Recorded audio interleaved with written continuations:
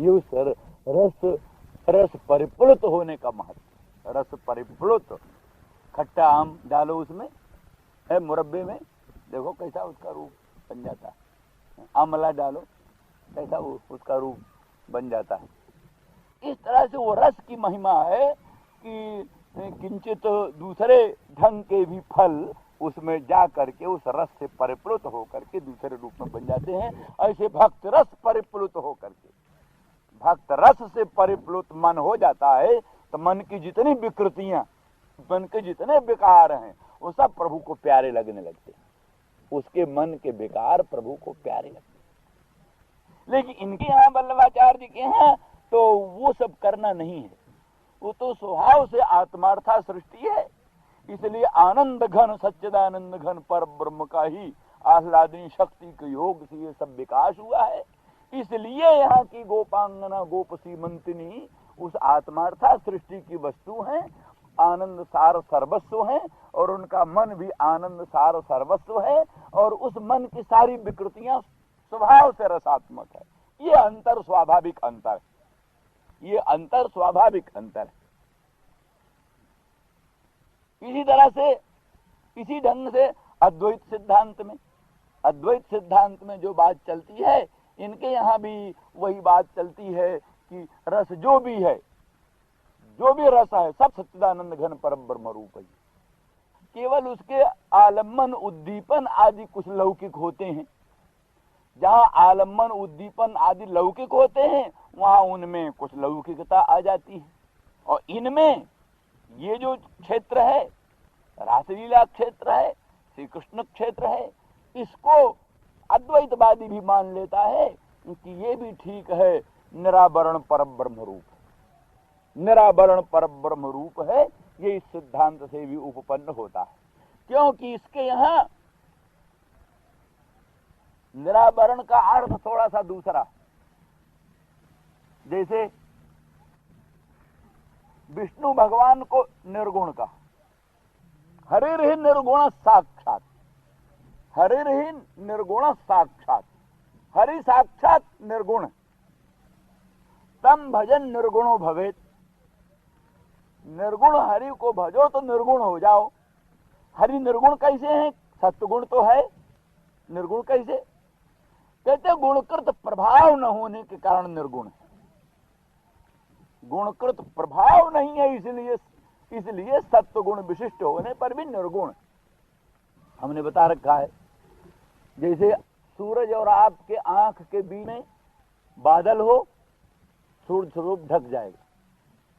आपके आंख और सूरज के मध्य में बादल हो, या कोई मकान हो, या कोई वृक्ष हो, कोई मलिन उपाधि हो सूर्य और आपके आंख के बीच में, तो सूर्य स्वरूप ढक जाएगा। लेकिन सूर्य और आपके आंख के बीच में आपका चश्मा है, तो सूर्य का स्वरूप क्या ढका?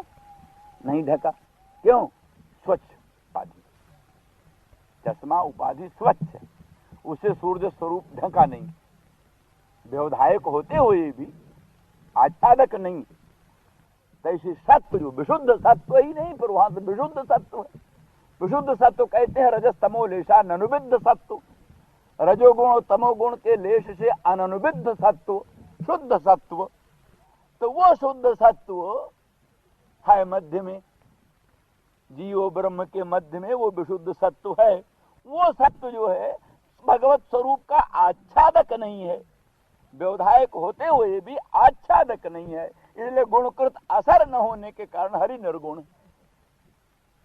इस दृष्टि से ही अद्वैत वेदांतानुसार ये जो सत्य ज्ञान अनंतानंद मात्रैकर समूर्तय अस्पृष्ट भूरि माहात्म्या अपि युपनिषद दृशाम, वो भगवान के जो स्वरूप हैं ग्वाल बाल, तो माने क्या नाम, श्रीधर स्वामी की व्याख्या तो सब अद्वैत वादानुसारिणी। तो उनका ये जो कहना है सत्य ज्ञानानंत आनंद मात्रैकर समूर्तय, ये जो स्वरूप हैं ग्वाल बाल के, बछड़ों के, उस समय जब भगवान कृष्ण ही अपने आप सब बने हुए तब की बात। इस समय अपने आप ही श्री कृष्णचंद्र परमानंद कंद ही सब ग्वाल बाल बने हैं, सब बछड़े बने हुए हैं उस समय। वो सब क्या रूप है? कहते सत्य ज्ञान अनंत आनंद मात्र ही कर समूह। सत्य स्वरूप, ज्ञान स्वरूप, अनंत आनंद स्वरूप ही है एक रस मूर्ति जिन्हों। अर्थात बीच में माया का प्रवेश नहीं, गुण का प्रवेश नहीं, किसी प्रकार के अनात्मांश का प्रवेश नहीं, सर्व अनात्मांश विवर्जित एक रस का मत। लवण सैंधव घन एक रस, सैंधव घन नून का खंड, नून का टुकड़ा, ठोस टुकड़ा, नमक का ठोस टुकड़ा, सैंधव नमक का ठोस टुकड़ा, जिसके भीतर बाहर मध्य में लवण ही लवण है, ठोस है, एक रस है, उसमें कोई नीम की तितास नहीं और मिर्चा की तितास नहीं, कुछ नहीं, मिठास नहीं, एक रस सैंधव घन, ठोस सैंधव है, ठोस लवण है। ये जैसे व्यवहार होता है, जैसे वो सच्चिदानंद घन ठोस एक रस सच्चिदानंद घन है, उसमें कोई माया का प्रवेश नहीं, परमाणु का प्रवेश नहीं, प्रकृति का प्रवेश नहीं, कुछ नहीं, विशुद्ध सच्चिदानंद घन एक रस है। इसलिए सत्य ज्ञान अनंत आनंद मात्रैक रस मूर्तयः, सत्य स्वरूप, ज्ञान स्वरूप, अनंत आनंद स्वरूप ही है एकमात्र एक रस मूर्ति। सब जगह का यहाँ का यही मतलब है कि वही विशुद्ध लीला सत्व है, विशुद्ध लीला शक्ति है। जैसे आप कल्पना कर लीजिए कि पानी का बर्फ बन गया। अब कह सकते हैं कि कोई शैत्य शीतलता, कोई शैत्य उपाधि तो है, लेकिन शैत्य उपाधि होने पर भी जो बर्फ का टुकड़ा आपके सामने है, उसके भीतर बाहर मध्य में सिवा पानी को छोड़कर क्या है? एक रस पानी है, दूसरा और क्या चीज है? इस तरह से जैसे शैत्य के योग से जल बर्फ बन गया, अब बर्फ शुद्ध एक रस जल ही जल है, ऐसे ही दिव्य लीला शक्ति के योग से जो पर ब्रह्म इस ग्वाल बाल के रूप में प्रकट हो गया है, इसके भीतर बाहर मध्य में एक रस शुद्ध ब्रह्म ही ब्रह्म, दूसरी कोई चीज मिलावट नहीं है। निखालिस ब्रह्म है, निखालिस ब्रह्म, जैसे निखालिस ब्रह्म है, कोई दूसरी मिलावट पिलावट नहीं है। इसलिए सत्य ज्ञान अनंत आनंद मात्र ही। अब कहो कि नहीं साहब विशुद्ध सत्य तो है योग बीच में, तो ठीक है विशुद्ध सत्य योग है, लेकिन हमको आप ये बताइए कि इस बर्फ के भीतर कौन सा दूसरा अंश है? साहित्य है तो तटस्थ कारण, तटस्थ कारण है, उपादेय अंतर्गत नहीं है। जैसे मान लिया कि वर्तिका और घृत दाहकत्व प्रकाशकत्व विशिष्ट दीप कलिका का कारण बना।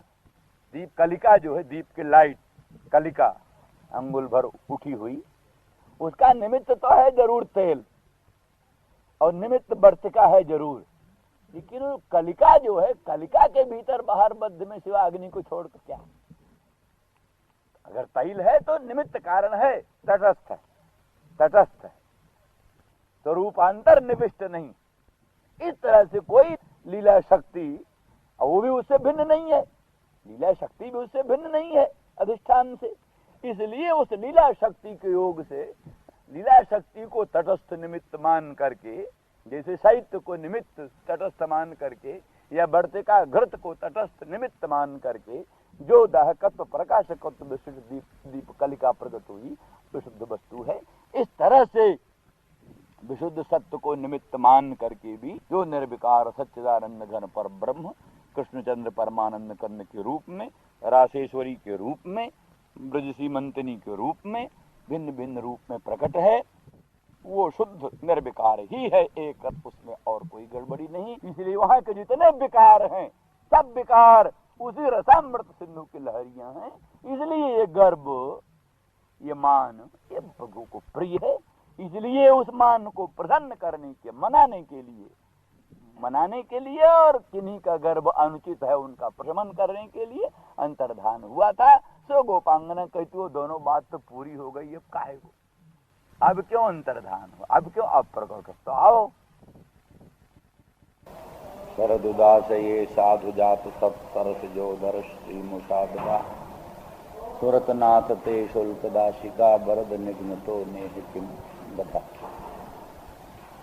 इसी प्रकार से मुग्धा और मानिनी ब्रजांगनाओं की ओर से भी ये गीत संगत होता है। मुग्धा अनभिज्ञा होती हैं, वह भगवान श्याम सुंदर श्री कृष्ण से दैन्य व्यक्त करती हुई दर्शन की प्रार्थना करती। हे सुरतनाथ, हे सर्वविध जाचित कामनाओं को पूर्ण करने वाले और वरद सर्व प्रकार का अभीष्ट वर देने वाले सर्वेश्वर, आपके विप्रयोग जनती वृताप से हम लोग संतप्त हो रही हैं, और तो उसी से आप दर्शन दें कृपा करके, अन्यथा आपके दर्शन के बिना हम लोगों की मृत्यु हो जाएगी। इसी पक्ष में यह है कि हम कदाशिका हैं आपकी। यहाँ सार ये है कि दो प्रकार की शक्तियां होती हैं, शुल्क दासिका और अशुल्क दासिका। जो विवाहिता है, विवाह से प्राप्त है, अथवा मूल्य से संक्रीत है, मूल्य से खरीदी हुई, मूल्य से खरीदी हुई अथवा विवाह कर लाई हुई, विवाह करके लाई हुई या मूल्य से खरीदी हुई शुल्क दासिका हो सकती है। और हम अशुल्क दासिका, ना आपने विवाह करके हमें लाए और न मूल्य से खरीद करके हमको लाए। अगर आपकी विवाहिता हो, आपकी मूल्य से खरीदी हुई हो, तो उसको पाले जाले बा, उसको चाहे पालन करो चाहे जला दो। आपकी खरीदी हुई है, आपकी विवाहिता है, उसको चाहे पालन करो चाहे जला दो, पाले जाले बा। लेकिन वयंतु अशुल्क दासिका, हम तो अशुल्क दासिका हैं, ना आपकी विवाहिता है ना आपकी मूल्य से खरीदी हुई है। किंतु दृशैव वशीभूता, आपका जो दृष्टि है, आपके जो नेत्रों की सुंदरता है, जो सरसज सम्राट के कोश की आभा शोभा श्री को हरण करने वाली आपके नेत्र हैं, उन नेत्रों से ही, आपके नेत्रों से ही मोहित होकर के आपके सन्निधान में आई। कन प्रत्यय दासिका में अधिक अनुकंपा अर्थ में, अर्थात अधिक अनुकंपनीय, जो कि आपकी खरीदी न होने पर भी, विवाहिता न होने पर भी, आपके दर्शन से ही, आपकी दृष्टि से ही मोहित होकर के बिना दाम बिक चुकी, बिना मूल्य के बिक चुकी हैं आपके हाथों, केवल आपके नेत्रों के ही दर्शन से, नेत्रों की ही सुंदरता मधुरता से मोहित होकर के दासिका बनी हुई है। इसलिए हमारे ऊपर विशेष अनुकंपा करके रक्षण करना चाहिए और अपने आनंदमय सुखमय श्रीअंग के दर्शन से हमको जीवन दान करना चाहिए, ये प्रार्थना। मानिनी कहती हैं श्याम सुंदर, और किसी से मत डरो, पर कम से कम असंख्यात सखी जनों का जो अपने नेत्र के द्वारा वध कर रहे हैं, इसके पातक से तो डरो कम से कम, और किसी से न डरो। असंख्यात स्त्री जनों के वध से उत्पन्न पातक से तो डरो। ये अत्यंत अनुचित है। दृष्टि द्वारा घात भी घातई। कोई प्राणी अभिचार कर्म करता है, अभिचार कर्म जो किसी को मालूम नहीं हो पाता। तांत्रिक प्रयोग, वैदिक भी अभिचार होते हैं, अनुष्ठान। शत्रु मारण की कामना से स्वर्ग, शत्रु मरण कामा शेने नाभिचरण जजेत। शत्रु की मरण कामना से शेन जाग किया जाता है। और भी कई प्रकार के आभिचारिक कर्म होते हैं, वैदिक और तांत्रिक, जिनके द्वारा कोई तलवार नहीं उठाई जाती, बंदूक नहीं उठाई जाती, लाठी नहीं मारी जाती और शत्रु का वध हो जाया करता है। तो वो आभिचारिक वध ही वध नहीं है, और भी कई तरह के वध होते हैं। तो जो आप अपने दृष्टि से, जो कि ये भी एक प्रकार का शर ही, शर है। कैसा शर है? तो एक कुसुम धनवा और कुसुम सर वीर होता है। कुसुम धनवा, उसका धनुष भी कुसुम का ही होता है, फूलों का ही धनुष। ऐसा कौन वीर है? कंदर्प, काम। काम जो है वो कुसुम सर है, कुसुम ही उसका सर है और कुसुम ही उसका धनुष है, फूलों का ही धनुष। क्या? काम कुसुम सर सायक लीने, सकल भुवन अपने बस कीने। काम कुसुम सर सायक लीने। काम जो है केवल फूलों का सर, फूलों का ही सहायक लेता है, और सकल भुवन अपने बस कीना, सारे भुवन को अपने बस में किए होता है। तो वो जो कुसुम सर काम है, उसका कुसुमों में परम प्रधान कुसुम कौन है? पद्म। कुसुमों में, फूलों में परम प्रधान पुष्प कौन है? पद्म। तो वो पद्म जो है वही तो सरसिज है। तो कहते शरदुदासये साधु जात सत्सरसिजोदर श्री मुषादृश। तो कहते शरतकालीन जो स्वच्छ उदाशय जलाशय, शरत काल का जो स्वच्छ अगाध जलाशय, उस जलाशय में उत्पन्न जो सरसिज सम्राट, कमल सम्राट, उस कमल सम्राट के उदर की श्री को, शोभा को हरण करने वाले ये नेत्र, ये शर, ये शर माने कुसुम, कुसुम सर का जो सर्वोत्कृष्ट सर पद्म, उस पद्म को भी जीतने वाला ये नेत्र शर हैं। इन नेत्र शरों के द्वारा जो कि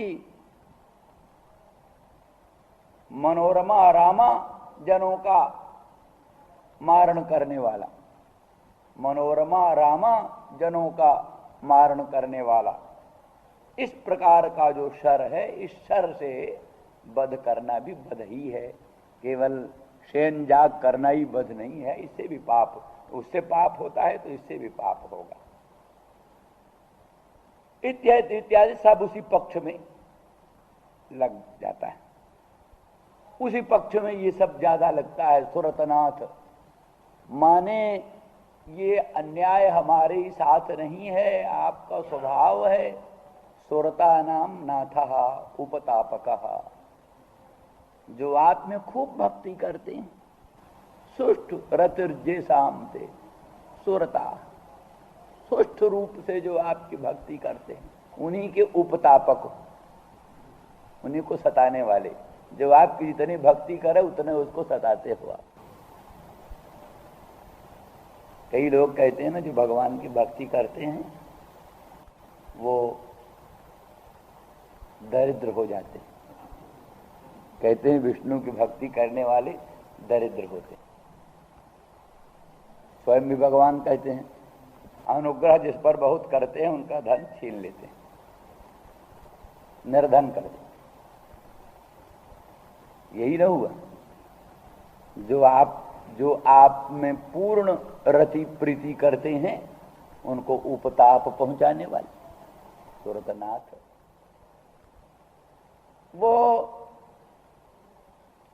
जब तक आपका दर्शन नहीं हुआ तब तक दर्शन के लिए व्याकुल हैं, दर्शन होने के अनंतर विप्रलंब भय से संतप्त हैं, विप्रलंब के डर से संतप्त हैं। राधा रानी नित्य निकुंजेश्वरी के लिए स्वयं श्री कृष्ण ने ही कल्पना की है। ललिता से कहते हैं पूर्वानुराग गलिताम ममलम्भनेपि लोकापवाद दलिताम अथ मद वियुक्तौ दावानल ज्वलित जाति बनी सदृक्षाम एतां कथम कथमहो बत सांत्वयामि। ललिता से कहते सखी ललिते, इन रासेश्वरी नित्य निकुंजेश्वरी राधा रानी प्राणेश्वरी को किस प्रकार से हम सांत्वना दें, समझ में ही नहीं आता।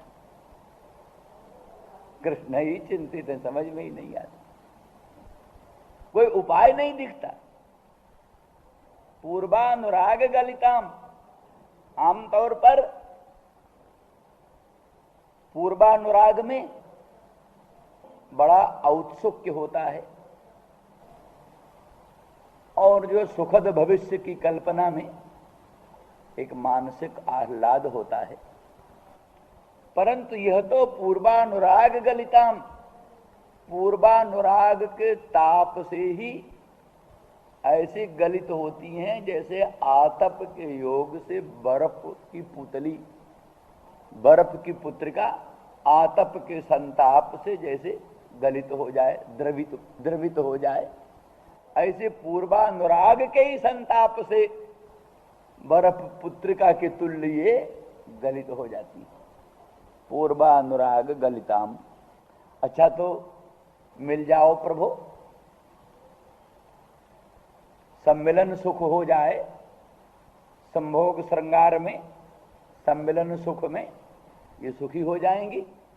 तो कहा ममलम्भने पि लोकापवाद दलिताम, मेरे सम्मिलन में भी इनको सुख नहीं होता, सम्मिलन में भी लोकापवाद की चिंता से दलित हृदय हो जाता है इनका। वही जैसा कहा बपु परवशम जनु परमिदं कुलीनान्वये, बपु परवश है, स्त्री शरीर बपु परवश है, और जनु परमिदं कुलीनान्वये, जन्म बड़े ऊंचे खानदान में हुआ, उच्च खानदान में जन्म और स्त्री शरीर परवश, ये विचित्र वेदना है। इसलिए प्रियतम सम्मिलन में भी सुख नहीं होता, क्योंकि लोकापवाद के संताप से दलित हृदय होता रहता है। अच्छा तो फिर प्रभु अलग हो जाओ, विप्रलंब हो जाए तब इनको सुख होगा। तो कहा अथमद वियुक्त, मेरे विप्रयोग में, मेरे वियोग में तो दावा नल ज्वलित जात बनी सदृक्षाम।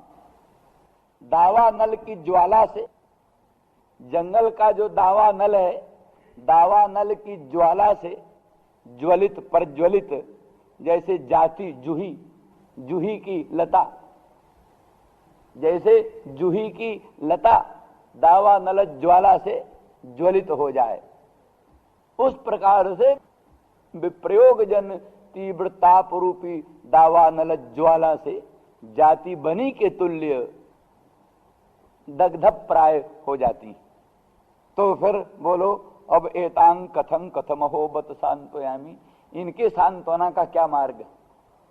पूर्वानुराग मार्ग है या संभोग श्रृंगार मार्ग है या विप्रलंब श्रृंगार मार्ग है? किस मार्ग से इनको सांत्वना दे? ये एक विचित्र अवस्था। तो ये सब क्या बात, जो अत्यंत रतिमती राधा, अत्यंत रतिमती, अत्यंत प्रीतिमती श्याम सुंदर ब्रजेंद्र नंदन कृष्णचंद्र के प्रति अत्यंत अनुरागवती, उसी के उपतापक नाथ, उपतापक मानिनी बोलती हैं। और वरद स्वदत्ता नाम अपनी वराणाम छेद कहा, वरान द्यति खंडयति वरदा, अपने दिए हुए वरों को भी छिन्न भिन्न कर देने वाले, वर दे करके भी उसका खंडन करने वाले। आपने ही तो वर प्रदान किया था, दंडक वन में वर प्रदान किया था। कात्यायनी अर्चना व्रत के अनंतर आपका दर्शन हुआ था, तब वर प्रदान किया था। अब उस वर का छेदन कर रहे हैं, जो वर हमें प्राप्त हो गया था उसका आप छेदन कर रहे हैं। इस तरह से असूया करती हुई, दोषानुसंधान करती हुई श्री कृष्ण को इन सब संबोधनों से संबोधित करती। निवृत्त मार्गीय एक व्याख्या है, वो करके आगे बढ़ेंगे, क्योंकि विचार करते हैं कि कम से कम गोपी गीत तो हो जाए। 2 श्लोक तो हुए अभी। तो शरद उदाशय साधु जात सत्सरस जो दरस श्री मुषादृशा, कई श्रुतियां कहती हैं शांतो दांता उपरत स्थितिक्षु श्रद्धा वित्तो भूत्वा आत्मन्नेवात्मानं पश्येत। ये श्रुति कहती है शांत होकर, दांत होकर, उपरत होकर, तितिक्षु होकर, श्रद्धा वित्त होकर, समाहित होकर आत्मा में ही, अपने देह के भीतर ही, अंतःकरण में आत्मा को, भगवान को देखो। भगवान अंतरात्मा है, सर्वांतरजामी है, भीतर हैं। उनको ढूंढना हो तो भीतर ही ढूंढो। नहीं गृहे नष्टम वस्तु बने विमृग्यते, घर में कोई वस्तु खो गई है तो उसको घरे में ढूंढो, जंगल में काहे को ढूंढते। कोई आदमी सड़क पर कोई चीज ढूंढ रहा, बोले क्या ढूंढ रहे हो, बोले सुई ढूंढ रहे। ठीक है, गिरी तो उसी घर में, तो घर में ढूंढो, फिर यहाँ काहे ढूंढ रहे हो। कहते घर में प्रकाश नहीं है, यहाँ प्रकाश है इसलिए यहाँ ढूंढ रहे। तो बोले भाई नहीं गृहे नष्टम वस्तु बने विमृग्यते, घर में खोई हुई वस्तु को घर में ढूंढो, वन में काहे को ढूंढते। इसीलिए भागवत में है वचन, त्वाम आत्मानं परम मत्वा परमात्मानमेव च आत्मा पुनर्बहिर्मृग्यः अहोग्य जनताज्ञता। ब्रह्मा जी कहते हैं त्वाम आत्मानं परम मत्वा, आप जो चेतनांश का भी वहां प्राकट्य होता है, ऐसे सत्व का जो आविर्भाव होगा, सत्व के संबंध से उसका सदन से भी, चिदन से भी, आनंदान से भी तीनों चीजें प्रकट होंगी। जैसे काष्ठ पर अग्नि का दाहकत्व, प्रकाशकत्व दोनों व्यक्त होता है, जैसे सत्व अंश पर परब्रह्म का सत्तांश भी, चैतन्य अंश भी, आनंद अंश भी, तीनों ही अंश प्रकट हो जाते हैं। इस प्रकार से अभिव्यक्ति से वस्तु में भेद किंचित अंश में माना जाता है।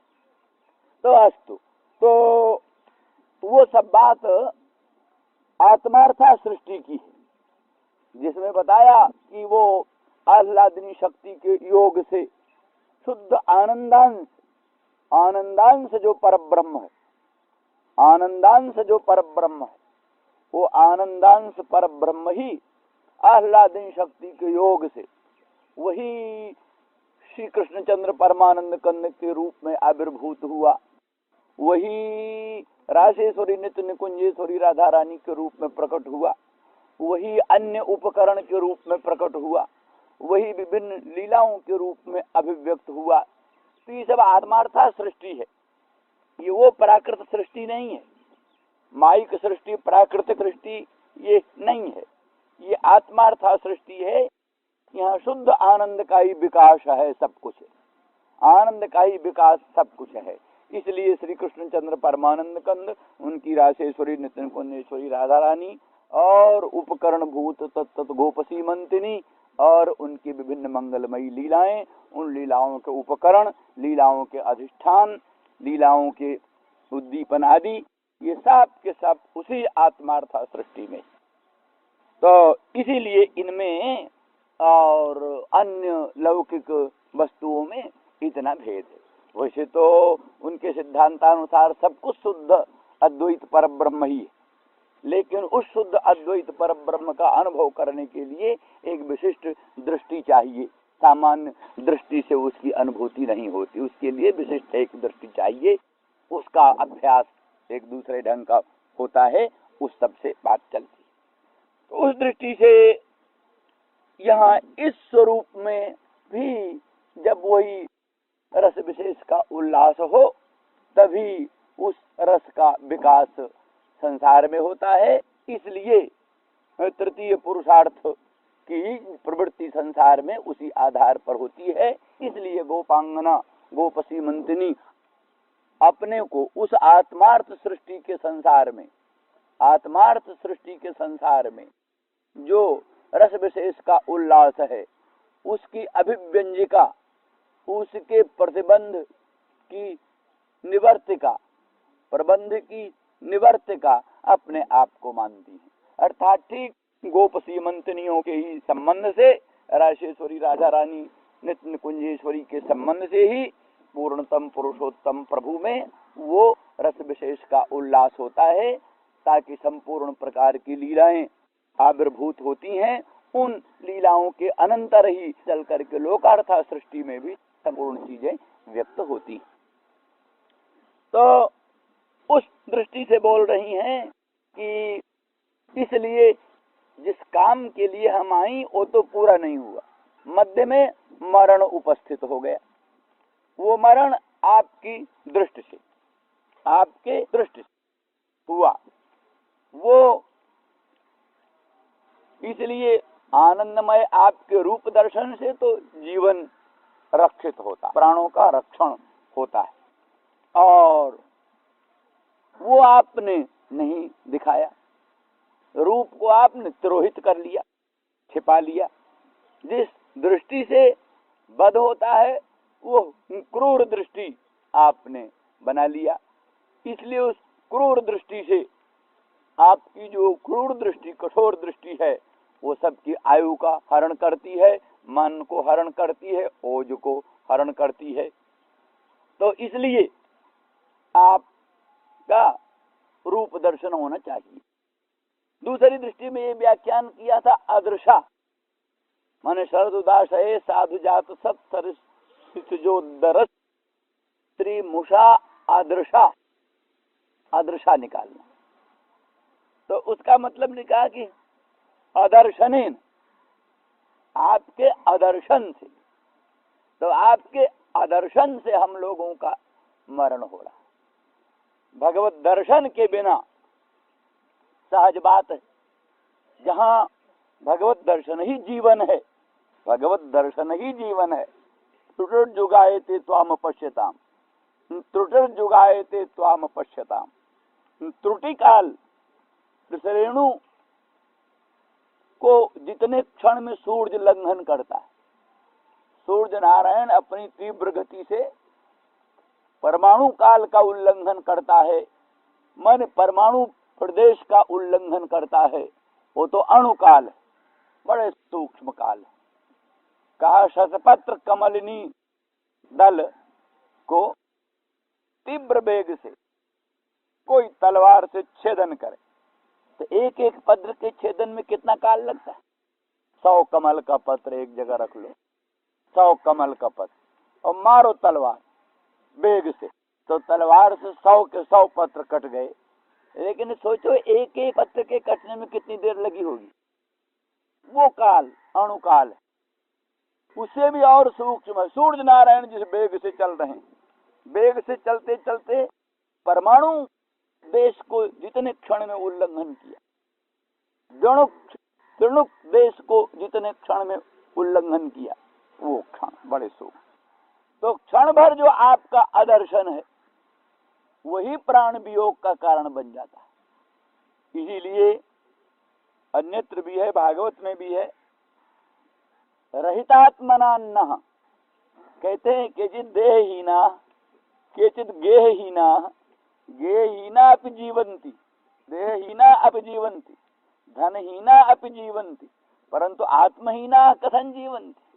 रहितात्मनान्नः, हमारे तो आप आत्मा है, देहहीन का जीवन चल सकता है, प्राणहीन देहहीन का जीवन चल सकता है, धनहीन का जीवन चल सकता है, गेहहीन का जीवन चल सकता है, वह आत्महीन का जीवन कैसे चले? इसलिए आपके न रहने से हम रहितात्मा हो जाते, रहितात्मना।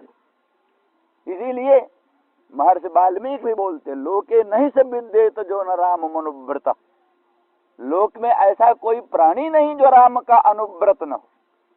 नास्तिक, हाँ नास्तिक, रावण, लोके नहीं से विद्येत जो न राम मनुव्रत, जो राम का अनुव्रत न हो, राम का अनुगामी न हो, राम का भक्त न हो, ऐसा कोई नहीं। कहते कोई जानकर भक्त है, कोई बिना जान का भक्त। भक्त तो है, वो जानता नहीं हम किसके भक्त। ऐसे आदमी है कि भक्त हैं भगवान के, तो जानते नहीं कि हम भगवान के भक्त हैं कि नहीं है। ये कैसे? तो वही उन्होंने बताया, वशिष्ठ महाराज कहते हैं ना, प्राण प्राण के जीव के जिय, सुख के सुख राम, तुम तज जिन्हि सुहात ग्रह तात तिन्हि विधि बाम। तो सुख के भक्त हो कि नहीं? संसार के सब आदमी सुख के भक्त हैं, किसी के भक्त हो चाहे न हो, तो सुख के भक्त तो सब। और अपने प्राण के भक्त हैं कि नहीं? करोड़ रुपया भी दे देंगे पर हमारे प्राण की रक्षा करो, प्राण की रक्षा हो, ले तिजोरी की चाबी ले लो, प्राण छोड़ दो। ये प्राण की भक्ति हुई कि नहीं? प्राण की भक्ति के लिए सब कुछ छोड़। तो प्राण के भक्त हो तो भगवान क्या हो? तो प्राण के भी प्राण, भगवान तो प्राण के भी प्राण। उपनिषद कहती प्राण से प्राणम, प्राण के प्राण भगवान है, प्राण के प्राण। सुख के सुख का सुख भगवान है। दुनिया में जो सुख है वो सुख का सुख में सुखत्व तो आया जहां से, जिसमें सुख, जिस कारण सुख में सुखत्व तो आया तो भगवान है। तो प्राण के प्राण, सुख के सुख, और जीव के जीव का जीवन। अरे प्राणी का जीवन अपना प्यार है, तो जीव का जीवन तो और अंतरंग चीज है। तो अर्थात ठीक तरंग से जल निकाल दो तो तरंग का आत्मा नहीं रह जाता, तरंग रहित आत्मा हो जाता है। तरंग से जल निकाल दो तो तरंग रहित आत्मा हो जाता है। ऐसे गोपांगनाओं से उनके प्राणनाथ प्रियतम परब्रह्म कृष्ण को निकाल दो तो रहित आत्मा हो जाए। इसलिए कहते रहितात्मनान्नः, हम पर दया कर। गेहहीन पर दया की जाती है, धनहीन पर दया की जाती है, तो पर आत्महीन पर दया नहीं। इस दृष्टि से कि आदर्शन में मृत्यु, कहते हम ही को क्या, श्रीरपि भवद दर्शन न जीवित। स्त्री जो है, स्त्री वो भी आपके आदर्शन में नहीं जीवित रह सकती, आपके आदर्शन में उसकी भी मृत्यु हो जाती है। ये जो कमलांतर्गत स्त्री है, सरस्वती सम्राट के उदर की जो स्त्री है, ये स्त्री भी आपके दृष्टि में है तभी जीवित। इस स्त्री को आपका भी प्रयोग हो जाए तो जीवित नहीं रह सकती। कमल सरस्वती सम्राट के उदर से जरा बाहर स्त्री आवे तत्काल मर जाती। कमल खिलाए दो, कमल की पंखुड़ियों को अलग अलग कर दो ना, वो स्त्री 2 मिनट में मर जाती। तत्काल कमल की कोमल पंखुड़ियों के खिलने पर जो बात रहती है,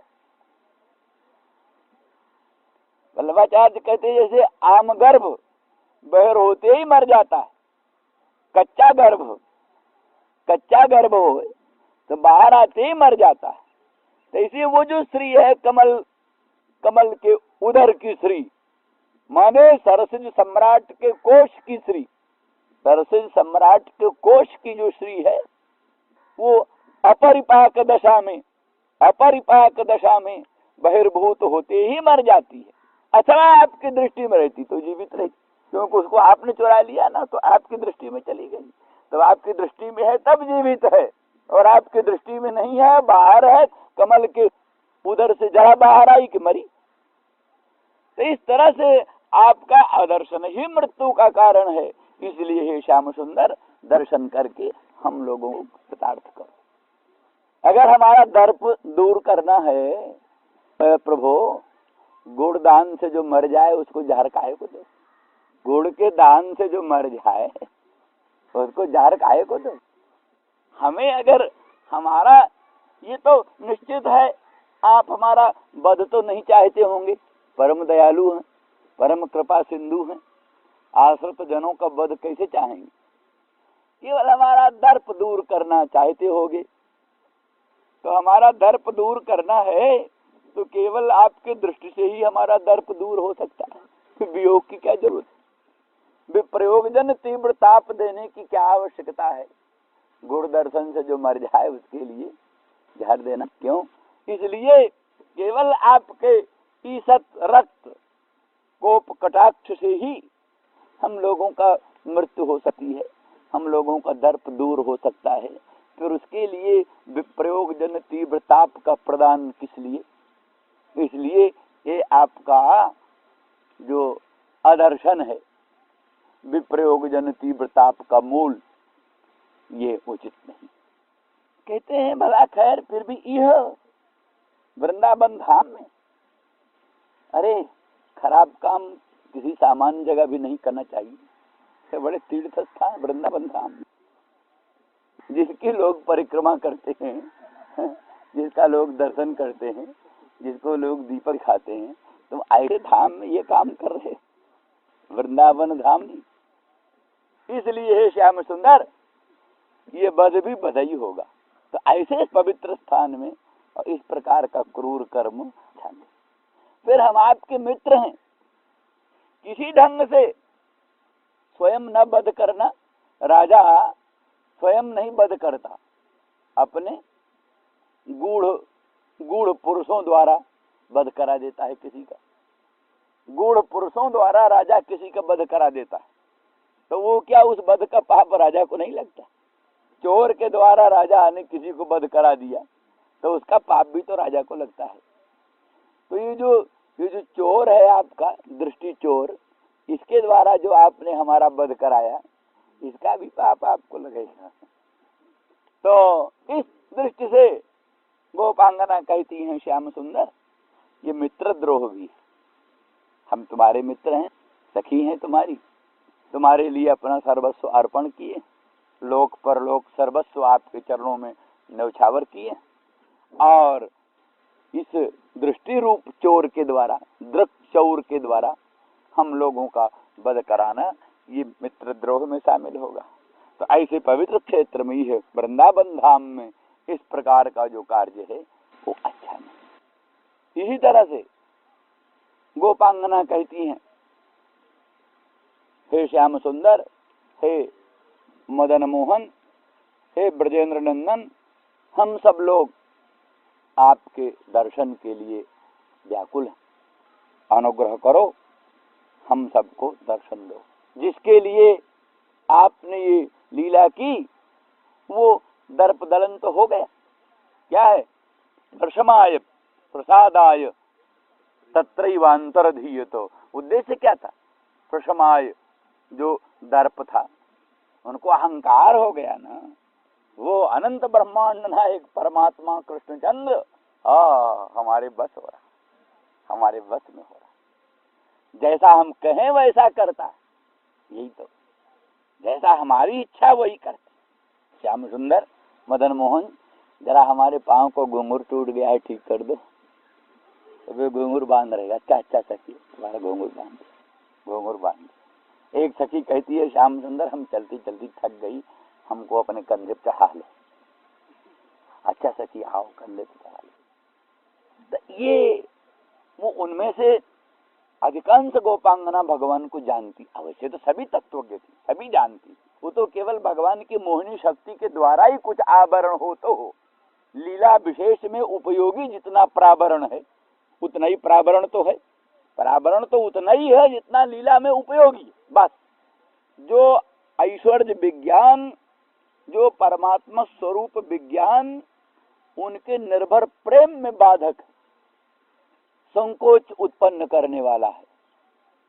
स्वाभाविक स्वारसिक अनुराग में, स्वारसिक मदीयत्वाभिमान में, तदीयत्वाभिमान में हम तदीय हैं, वो हमारे मदीय हैं।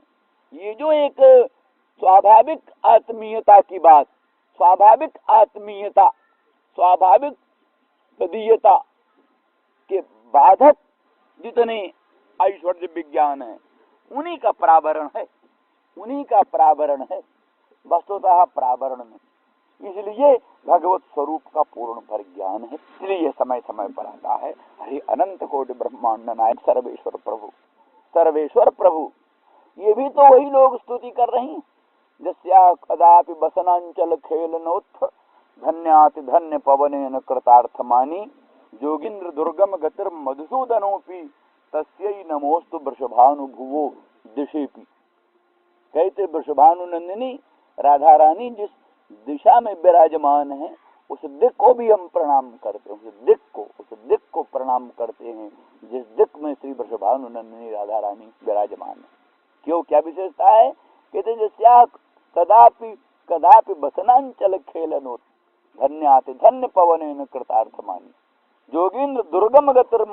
जो भगवान कृष्ण जोगींद्र दुर्गम गति, बड़े बड़े जोगींद्रों के लिए भी जिनकी गति विज्ञान दुर्लभ, अमरात्मा परमहंस महामुनीन्द्र जोगींद्र भी जिसकी गति को दुर्गम समझते हैं, वह मधुसूदन अनंत ब्रह्मांड नाथ भगवान, वो राधा रानी के अंचल के बसनांचल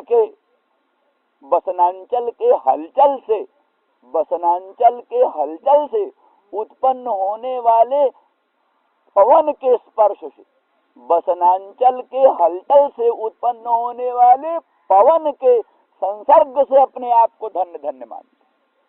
वो राधा रानी की वृषभानुनंदिनी के बसनांचल के हलचल से जो उत्पन्न पवन, उस पवन को स्पर्श करके अपने आप को धन्य धन्य मानते हैं। जो जोगींद्र दुर्गम गति मधुसूदन, वो जिसके बसनांचल खेलनोत्थ पवन के संस्पर्श से अपने आप को धन्य धन्य मानते हैं, उस राधा रानी की दिशा को, वो जिस दिशा में विराजमान रहती है, उस दिक को हम प्रणाम।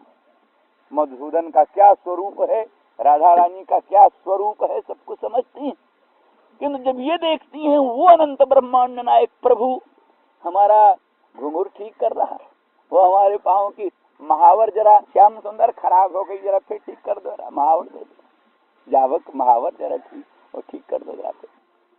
तो इस तरह से तो ये गर्भ हो गया। यदि भी ये लोक शिक्षा के लिए कहा जाता है, ये गर्भ बुरा, लोक शिक्षा बहिरंग दृष्टि से, अंतरंग दृष्टि से तो बड़े महत्व का ये गर्भ है। ये गर्भ तो गर्वीली मानिनी गोपांगनाओं का अलंकार, ये न हो तो फिर उनका कीमतें न रह जाए। इस पर वो लौकिक दृष्टि से, लोक दृष्टि से उसको बतलाया जाता है। माने वही चीज लोकार्था सृष्टि में, जीवार्था सृष्टि जब चलती है तब उसमें फिर वही उपदेश के रूप में आ जाता है कि हाँ हाँ ऐसा गर्भ से बचो, ऐसा गर्भ नहीं करना चाहिए। तो इसलिए उस गर्भ के प्रशमाय, उसके प्रशमन के लिए, प्रशमाय प्रसादाय, तो कहते हैं कि उसका मतलब ये है कि जहाँ गर्भ नहीं होना चाहिए वहाँ तो गर्भ का प्रशमन करना, और जहाँ गर्भ होना चाहिए उनको प्रसन्न करने के लिए प्रसादाय।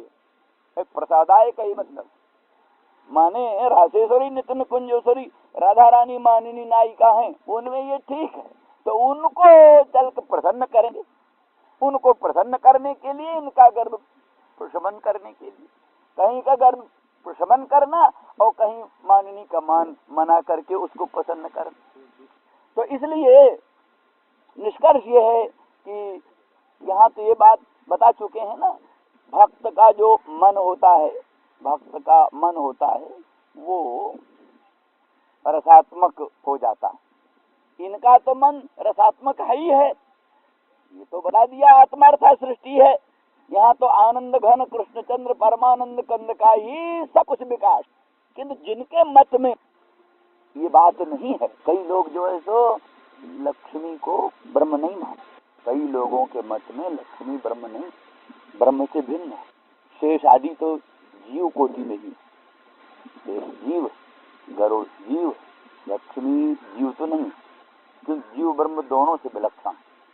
व्यापिका है इसलिए तो जीव नहीं, तो जीव है अणु, जीव है अणु परिमाण परमित, तो लक्ष्मी अणु नहीं, व्यापिका, ये जीव विलक्षण। और ब्रह्म नहीं है इसलिए ब्रह्म विलक्षण, वो भी शेष है, शेषी नहीं। ब्रह्म होता है सर्वशेषी, जो सर्वशेषी है वो ब्रह्म। जितना भर जीव या लक्ष्मी या गरुड़ या शेष, ये सब शेष है, सर्वशेषी वही तो परब्रह्म है। तो वो तो है महाविष्णु सर्वशेषी, ये सब शेष है। हाँ, शेष माने अंग, अंगांगी भाव। तो जैसे पिता और पुत्र दोनों से माता विलक्षण होती, ऐसे जीव ब्रह्म दोनों से लक्ष्मी विलक्षण, क्योंकि माता है। जीव हुआ पुत्र, भगवान हुए पिता, तो इसलिए पिता पुत्र दोनों से विलक्षण। तो इस तरह से लक्ष्मी व्यापिका है इसलिए जीव विलक्षण, और सर्वशेषी नहीं है इसलिए परमेश्वर से भी विलक्षण। और भी विभिन्न मतों में चित्त, कोई एक परब्रह्म शब्द से परब्रह्म का एक शक्ति है, चित्त शक्ति, चित्त परब्रह्म, वही वो भी परब्रह्म है। परब्रह्म की शक्ति चित्त भी परब्रह्म, उस चित्त का परिणाम सब कुछ है। गरुड़ और शेष और महिषी महारानी, परब्रह्म की रानी, परब्रह्म महिषी। तो चित्त जो है, तत्व जो है, जो कि वो भी नारायण रूप से उसका वर्णन है, परब्रह्म रूप से भी कहीं वर्णन है। तो वो तत्व जो है परब्रह्म रूप से भी वर्णित है, इसलिए परब्रह्म भी है और उसी का विकास सब कुछ है। इस दृष्टि से ब्रह्मात्मक। लेकिन और कई संप्रदाय जो हैं, अचिंत्य भेदा भेदवादी ले लो, जैसे उसका मूल माध्व मत है। अचिंत्य भेदा भेदवादी गौड़िया संप्रदाय का मूल आधार है माध्व संप्रदाय, द्वैत संप्रदाय। अब उसके यहाँ जीव सीधे सीधे, लक्ष्मी भी जीव को, तो उसकी दृष्टि से ये सब स्वरूप कैसे सच्चिदानंद घन होंगे, कठिनाई पड़ती। इसीलिए फिर उस रूप से ठीक ठीक बात नहीं बनी, तो अचिंत्य भेदा भेद वाली कहानी उठी।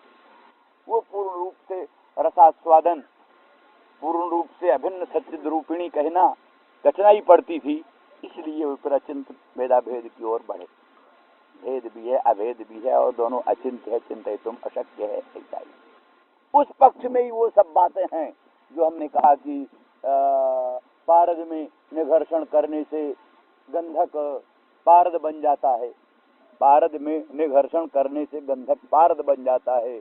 ऐसे परब्रह्म स्वरूप का चिंतन रूप निघर्षण करते करते मन ही परब्रह्म रूप बन जाता है। तो एक प्रकार का ये रासायनिक स्थिति जैसी हुई, रासायनिक स्थिति जैसी हुई, एक अमुक अमुक उपचार से मन में ब्रह्मात्मता आई। फिर उस मन के जितने बार परिणाम होंगे, थोड़ा दार्शनिक विचार कुछ थोड़ा सा जरा कर्कश होता है, तर्क कर्कश बुद्धि हुआ करती है ना, तो उसमें ये सब बात। तो ऐसी परिस्थिति में फिर वो मन की सब अवस्थाएं, भक्त रसामृत सिंधु की अवस्थाएं, भक्त रसामृत सिंधु की लहरियां, भक्त रसामृत सिंधु है उसकी लहरियां। तो लहरियों में हम तो कह रहे थे ये काम जो है वो लहरियों में एक लहर है, क्रोध भी उन लहरियों में एक लहर है, ईर्ष्या भी उन लहरियों में एक लहर है, विविध प्रकार के मान आदि सब उसी के। संसार जैसा ही चित्त की जो अवस्थाएं होती, वो सब की सब अवस्थाएं हुई। लेकिन जिसका चित्त भगवत रस से परिप्लुत हो गया, भगवत भावना भावित हो गया, अब उसकी चित्त की जितनी अवस्थाएं होंगी वो सब उसी भक्त रसामृत सिंधु की लहरी कोटि में गिनी जाती। इसीलिए भक्त रसामृत सिंधु की लहरी कोटि में सब भाव हैं, जितना भर भी